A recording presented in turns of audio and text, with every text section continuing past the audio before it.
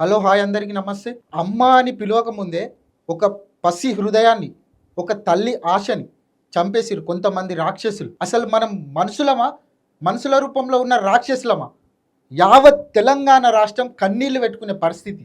చిన్న పిల్లలంటే దేవుడితోటి సమానం అని చెప్తారు.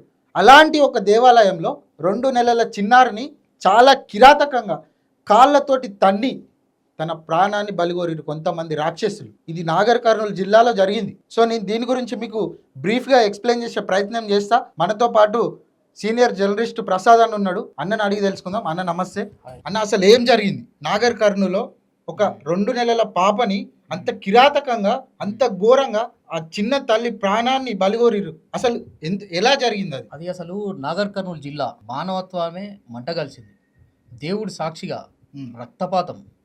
అంటే అసలు ఏం జరిగిందంటే, బీసీ కులానికి, సామాజిక వర్గానికి చెందినటువంటి రజకులకు మల్లన్న జాతర, కుమ్మెర గ్రామంలో మల్లన్న జాతర జరుగుతుంది. ఆ జాతరకు దర్శనం కోసం అని వెళ్తారు.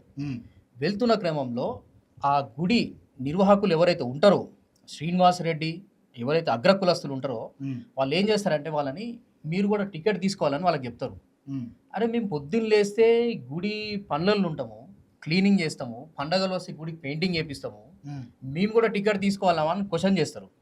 ఆ క్వశ్చన్ చేయడంతో వాళ్ళ ఈగో హట్ అయ్యి వాళ్ళు ఒక రకమైన ఆగ్రహానికి గురై, మీరు మమ్మల్ని ప్రశ్నిస్తారా, ఆ స్థాయికి వచ్చిరా అని చెప్పి వాళ్ళ మీద ఇమ్మీడియట్లీ మీరు అసలు టెంపుల్కే రావద్దు, మీరు బయటకు పోండి అని చెప్పి వాళ్ళని బయటకు పంపించేస్తాడు. పంపించడంతో వాళ్ళు పాపం బాధతో రిటర్న్ వెళ్తుంటే క్రమంలో వాళ్ళ హస్బెండ్ వచ్చి అడుగుతాడు, ఎవరు ఉంది కదా రజక కుటుంబానికి చెందిన ఆమె, ఆ పాపను ఎత్తుకుని 2 నెలల పాపను ఎత్తుకుని రిటర్న్ పోతుంటది. వాళ్ళ హస్బెండ్ అడుగుతాడు, అరే ఏమైంది, ఎందుకు వచ్చేస్తున్నావు అని అడుగుతారు. అరే టికెట్ తీసుకోవాలంట మనం కూడా, లేకపోతే గుళ్ళకి రానియరట ఇది అని అంటే, అరే మనల్ని టికెట్ తీసుకోమని ఏంది అని చెప్పి వాళ్ళు కూడా పోయి క్వశ్చన్ చేస్తారు. అక్కడనే ఉంటారు కదా, అదే పని కదా వాళ్ళకి. సో వాళ్ళు అట్లా అడిగే వరకు వాళ్ళు ఏం చేస్తారంటే, లేదు మీరు రావద్దు, అసలు మీరు టెంపుల్కి వచ్చే అర్హత లేదని చెప్పి చులకనగా ఇష్టానుసారంగా బూతులు తిడుతూ అన్పార్లమెంటరీ లాంగ్వేజ్, వల్గర్ లాంగ్వేజ్తో పాపం లేడీస్ అని కూడా చూడకుండా అన్పార్లమెంటరీ లాంగ్వేజ్ వాడి వాళ్ళని గెంటేస్తారు. సో అతను ఏం చేస్తాడంటే, ఏం చేయాలో తెలియక గుడి బయటకు వెళ్ళి వాళ్ళ గ్రూప్స్, వాళ్ళకి సంబంధించిన విలేజ్ గ్రూప్ ఉంటుంది కదా, వాళ్ళు గ్రామస్తులే, కుమ్మెర గ్రామానికి చెందిన వాళ్ళే, గుడి వాళ్ళదే.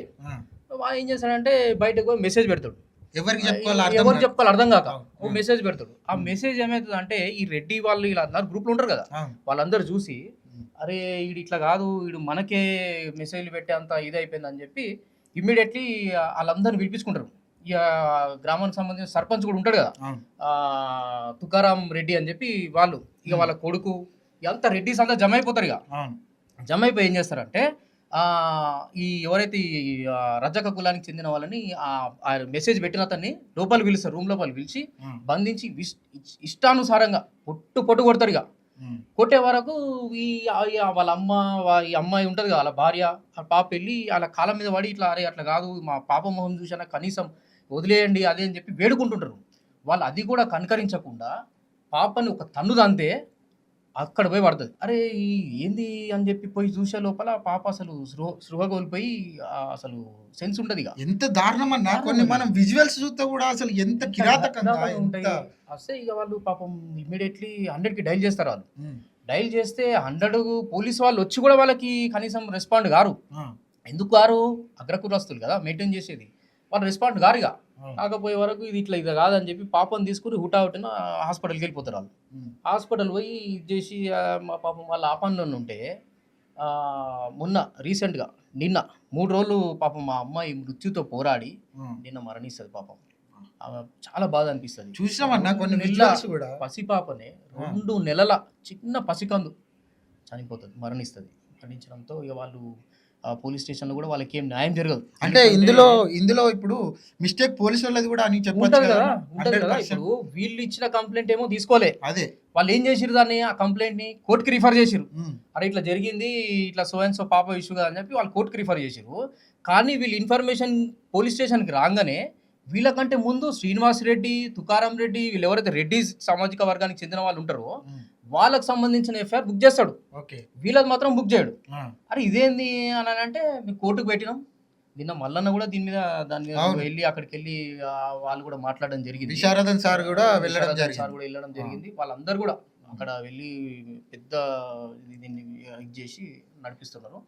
అయితే ఆ కేసు వాళ్ళు ప్రైవేట్ అదే ఏదైతే కోర్టుకి రిఫర్ చేస్తారో వాళ్ళది మాత్రం అట్లా పెడతారు, వీళ్ళని మాత్రం కోర్టు ఎఫ్ఐఆర్ చేస్తారు. ఇట్లా నడుస్తుంటది అనమాట. ఓకే. సో ఇప్పుడు మన బాధ ఏంటంటే ఎట్టి పరిస్థితుల ఆ చిన్నారి చనిపోయింది కాబట్టి ఎట్టి పరిస్థితుల్లో వీళ్ళని కఠినంగా శిక్షించాలి. 100% శిక్షించాలి.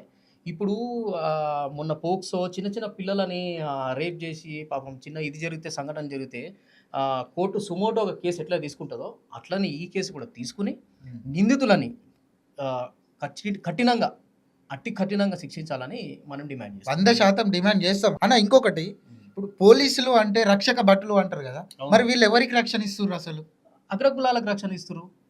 మరి ఇది ఎంతవరకు అసలు ఈ కాలంలో కూడా ఏ జనరేషన్ లో కూడా జనరేషన్ ఎక్కడున్నది అసలు ఇంకా అట్లా నడుస్తుందంటే, ఇంకా కూడా కుల వివక్ష నడుస్తుందంటే అసలు ఏం చెప్పాలి? 100 రూపాయల కోసం, కేవలం 100 రూపాయల కోసం చిన్న 2 నెలల పసికందు ప్రాణాలు పోయినాయి. ప్రజలారా అందరూ ఆలోచించాలి. అందరు ఆలోచించాలి ఖచ్చితంగా దీని మీద.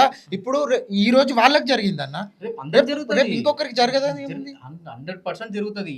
వాళ్ళకి జరిగింది మనకేంది అని ఊరుకుంటే రేపు అది మన దాకా వస్తుంది, మనకు కూడా అదే పరిస్థితి ఎదురవుతుంది. కాబట్టి అందరు ఏకం కావాలి, బీసీలు అందరూ ఏకం కావాలి. ఖచ్చితంగా దీని మీద పోరాటం చేయాలి. దీన్ని వాళ్ళకి కఠినంగా శిక్షించే వరకు మనం ఫైట్ చేయాల్సిందే. 100% అన్న. Thank you so much. Thank you అన్న. Thank you. చూడండి, మీరు కూడా ఖచ్చితంగా దీని మీద స్పందించండి, అందరు కామెంట్ చేయండి. ఖచ్చితంగా వాళ్ళకి న్యాయం జరగాలి. అందరికీ నమస్తే. జై తెలంగాణ.